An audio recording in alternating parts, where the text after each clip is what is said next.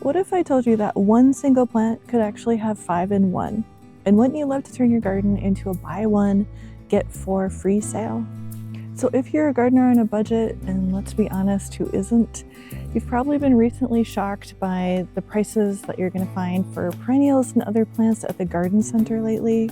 So why don't you follow along with me and I'll show you in a few steps how you can fill those empty spaces in your garden without emptying your pocketbook. So once in a while you may want to buy a special plant for your garden, but as you know, costs can really add up if you need to buy multiples. And with division, you can create more plants for free, and you can repeat this process every 2 or 3 years or so. So I have several hostas around my garden, and I've been dividing them over the years to make more and more.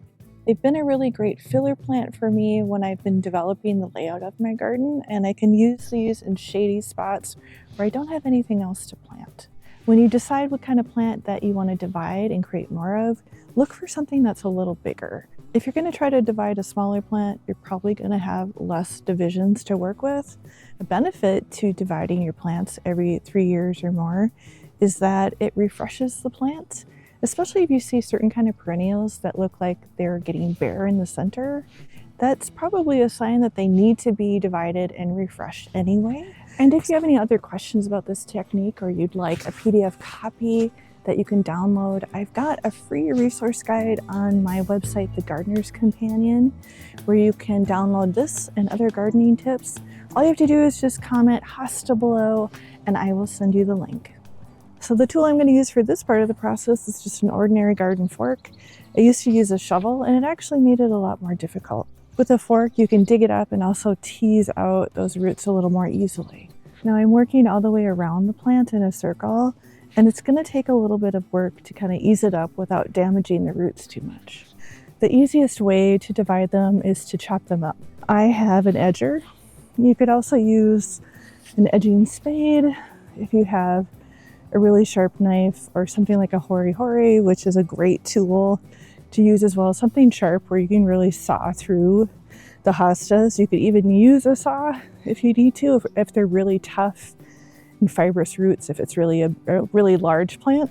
Now when I'm cutting it up, I want to try to get the biggest sections possible with it. That means I'll start the new plant as large as possible, so by the next season it will be even bigger and it'll have more impact. So as you can see, I've got some pretty large divisions here. I've really sliced right through the hosta, but it's going to be just fine. You can also go through and see if there's any weeds that have kind of entangled themselves in there and pick those out. And I don't know if you've ever had questions about dividing perennials in this way or cutting it this way and thought you were going to hurt the plant, but you're not really going to hurt it.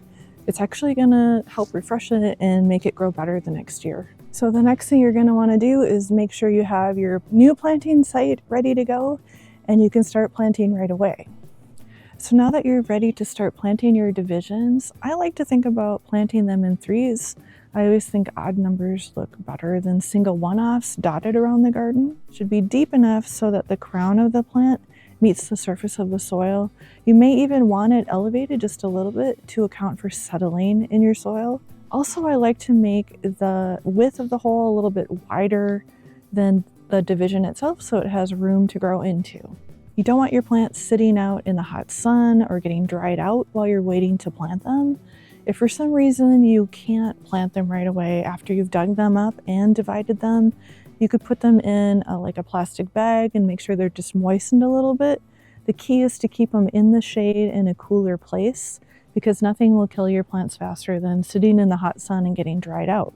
Years ago, I had dug up a bunch of hostas and divided them, and I actually had too many and I didn't know what to do with them at the time because I didn't have enough prepared space. So I thought, well, I'll just compost them. Interestingly enough, they survived in the compost over the winter and they were still alive. So it shows you how tough hostas are, and they can take a lot of abuse. But if you do want the healthiest plants, I do recommend just keeping them cool and shaded and a little bit moist until you're ready to plant. So once you've gotten your hostas all planted, I would suggest mulching around them.